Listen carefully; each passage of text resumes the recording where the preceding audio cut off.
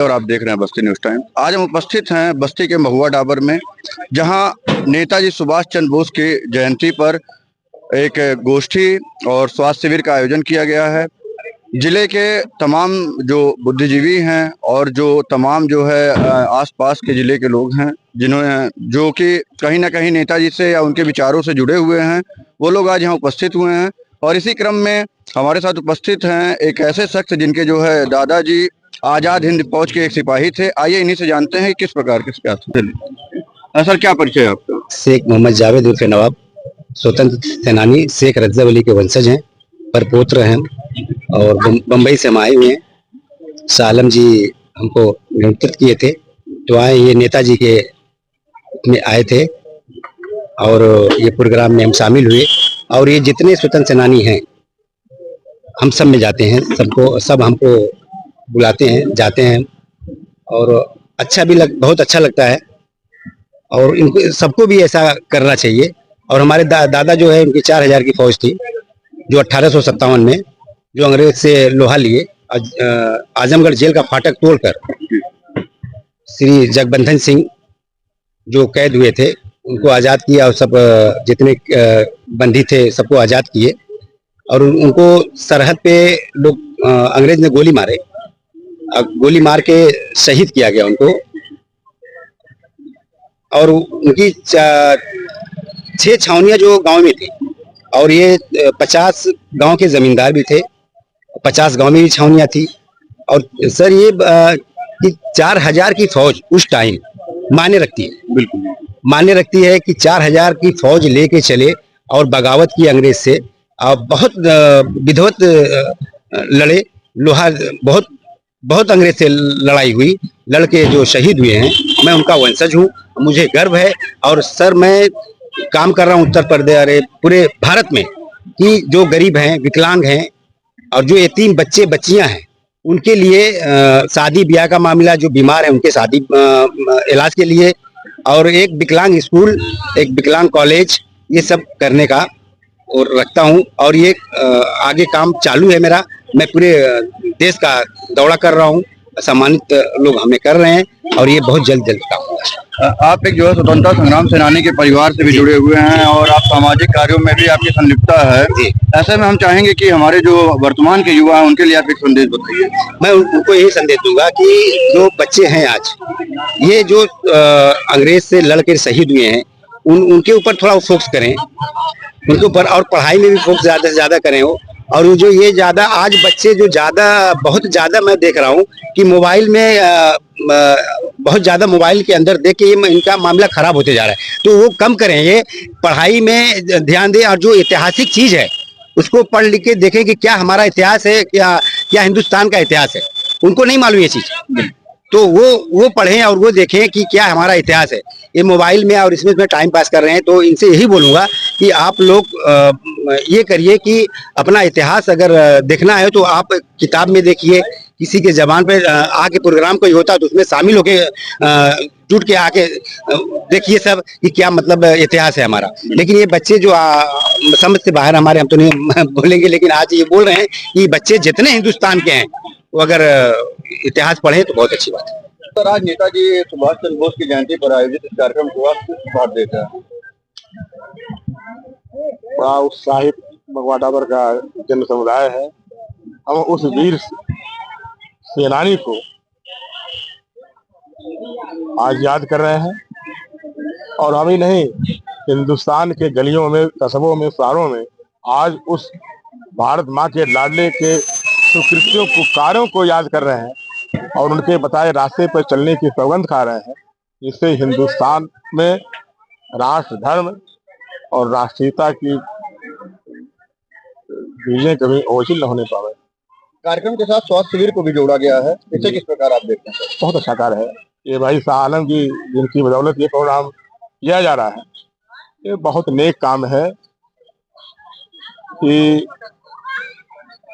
एक जो मैसेज इस प्रोग्राम के द्वारा इस इलाके को जा रहा है या आप लोगों के माध्यम से जा रहा है, उसी के साथ लोगों के स्वास्थ्य परीक्षण का भी कार्य हो रहा है। स्वास्थ्य भी उतना ही आवश्यक है जितना ज्ञान। तो ये भाई शाह आलम इसकी बधाई के पात्र हैं। नेताजी के विचार आज के युवाओं और समाज के लिए कितने प्रासंगिक हैं? बेहतर आज नहीं, अभी मैंने कहा कि जब तक सूरज चाँद रहेगा तब तक इस भारत माँ के लाडले के विचार, इनके आदर्श, इनके संकुल, इनके बताए गए रास्ते पर हिंदुस्तान की ही नहीं, हिंदुस्तान के दूर देशों में रहने वाले हिंदुस्तानियों के लिए मार्गदर्शक का काम करेगी। सर, आप महुआ डाबर के शोधकर्ता के रूप में भी रहे हैं, कुछ संक्षिप्त में महुआ डाबर के बारे में बताएं। महुआ डाबर, आप समझे कि 1857 में अंग्रेजों को हिंदुस्तान की सरहद से बाहर करने का कार्य शुरू हो गया था। आप जानते हैं मंगल पांडे ने शुरुआत किया था मेरठ की बैरकपुर छावनी से, और उसकी जब आगाज हुई 5 जून 1857 को आजमगढ़ में 17वीं वहां बैरक में, तो उसका असर चूंकि सटा हुआ इलाका था यहाँ भी पड़ा, और ये महुआ डाबर 5000 से ज्यादा लोगों की आबादी का एक कस्बा हुआ करता था। आप समझे कि 5000 आबादी एक बहुत बड़ी आबादी मानी जाती थी उस समय, और यहाँ पर रंगाई के काम होते थे। रंगाई के इतने बेहतर काम यहाँ के लोग करते थे, जो यहाँ से मुर्शिदाबाद बांग्लादेश जैसे आज वहां तक यहाँ के सामान जाते थे। अंग्रेजों को लगा कि अगर ऐसे जगहों पर इस तरीके के हस्तशिल्प और यहाँ के जो रंगाई के काम और ये जो सूत काटने के काम, अगर ये सब चलते रहे तो फिर मेरा क्या होगा, जो मैं मेरे नील की खेती का क्या होगा, उस नील से कौन कौन रंगाई करेगा। और जानते हैं कि अंग्रेज जो है व्यापारी थे, तो उन्होंने उसको डिस्ट्रॉय करने का षड्यंत्र रचा। जितने भी जुल्म हो सकते थे यहाँ के लोगों पर ढाए, और उसकी पड़ती हुई जब 10 जून 1857 को जब अंग्रेजों की एक पलटन फैजाबाद से बिहार की तरफ जा रही थी, और जैसे ही पलटन की जानकारी यहाँ के लोगों को मिलती है, उस समय जाफर अली के नेतृत्व में गांव के लोग जो डंडा भाला फरसा जो भी था लेकर उन 7 अंग्रेजों को घेर लेते हैं, और घेरते नहीं हैं, घेर कर अग्नि के हवाले कर देते हैं, जिसमें दुर्भाग्य से एक बच निकलता कर्नल नीलों, जो जाकर कप्तानगंज में छिपाता और बाद में अंग्रेजी हुकूमत को बताता है। और यही नहीं, 10 जून 1857 को महुआ डाबर गांव में जो जमी दोस्त कर दिया अंग्रेजों को, जब इसकी सूचना लंदन में महारानी को मिली तो उनके सिंहासन हिल गए। इंडिया में और बस्ती और इतने पिछड़े क्षेत्र में इतने इस तरीके की वहां पर सोच है लोगों की, और उसका परिणति हुआ कि जो महुआ डाबर जगमगाता था इतिहास के पन्नों में, उस महुआ डाबर को 3 जुलाई 1857 को मिस्टर पेपे के लीडरशिप में उनके जितने भी घोड़े सैनिक थे या हिंदुस्तानी सैनिक जो थे, उन सबों ने गांव को घेर के अग्नि के हवाले कर दिया। हफ्तों भर तक जलता रहा महुआ डाबर, और लोगों को हैंग डाउन कर दिया गया, और उन हैंग डाउन किए हुए लोगों के सड़े हुए शरीर को महीनों तक जो दुर्गंध देता था, उसको चील और कौवे खाते थे।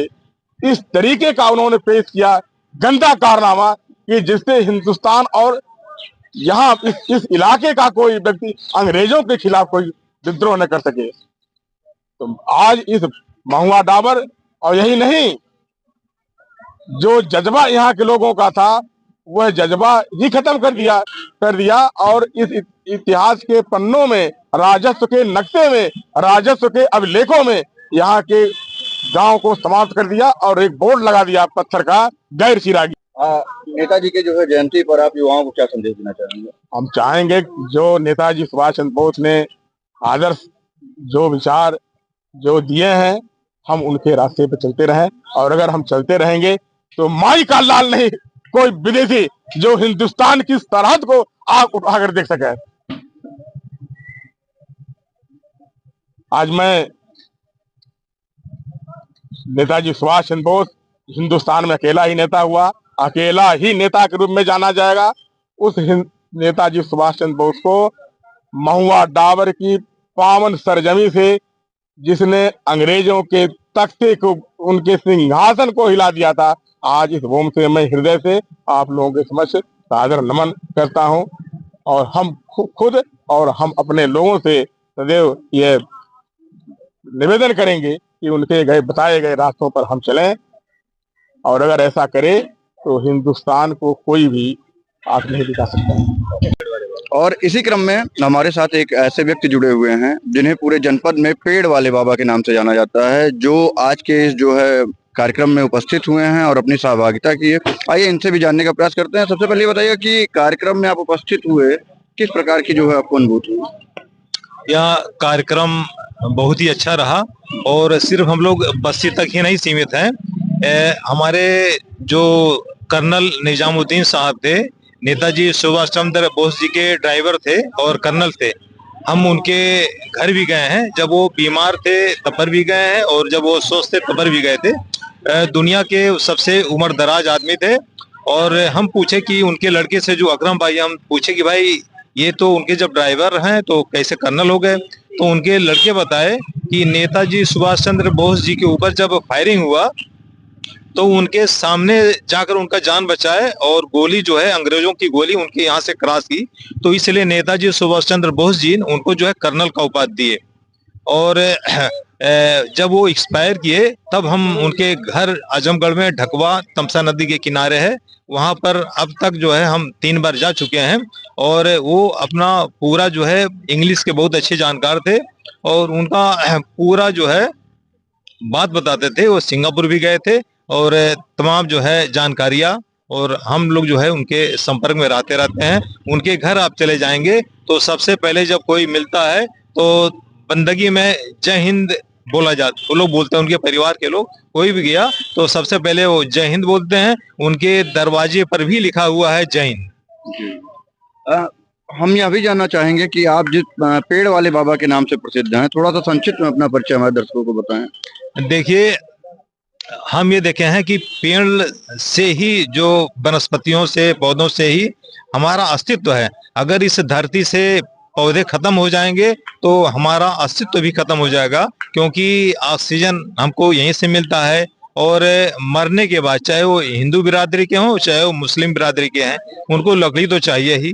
घर बनाने के लिए लकड़ी चाहिए, लकड़ी आएगा कहाँ से? हमारे पूर्वज जो पौधे लगाए हैं उनका हम लोग इस्तेमाल करते हैं। तो हम लोग ये चाहते हैं कि हमारे लगाए हुए पौधे बड़े हो जाएं, हमारे आने वाली पीढ़ी जो है, संतान जो है, वो भी जो है उस लकड़ी का फायदा उठाएं।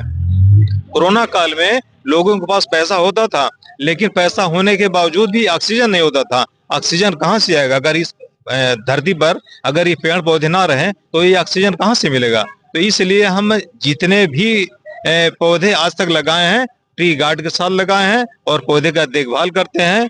और इंसान के बच्चे को पालना बहुत आसान है, लेकिन एक पौधे के छोटे नौनिहाल पौधे से वृक्ष का रूप लाने में बड़ा ही मेहनत और बड़ा ही मशक्कत करना पड़ता है।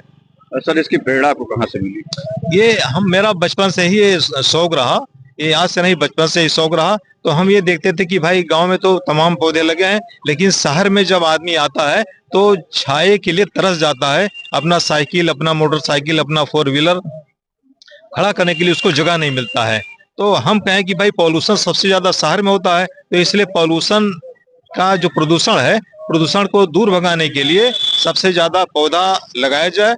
हमारे जो है डीएम साहब राजशेखर साहब थे, तब से ही हम प्रयास कर रहे हैं और उसका जो है नतीजा हो कि अब लोग भी जो है पौधा लगा रहे हैं और वन विभाग भी पौधा लगा रहे हैं। लेकिन वन विभाग थोड़ा सा पौधा लगा के ध्यान नहीं देते हैं, ट्री गार्ड जो है गिर जाते हैं, सिंचाई नहीं हो पाता है। तो इसलिए वन विभाग से हम निवेदन भी करेंगे कि जितना भी पौधा लगाएं उसका देख रेख करें, उसका सिंचाई करें, कटाई छटाई करें। सर, क्या परिचय है आपका? मेरा नाम गौहर अली। प्रेम से हमारे जितने भी साथी हैं, पत्रकार बंधु, पेड़ वाले बाबा कहते हैं, ट्री मैन ऑफ बस्ती।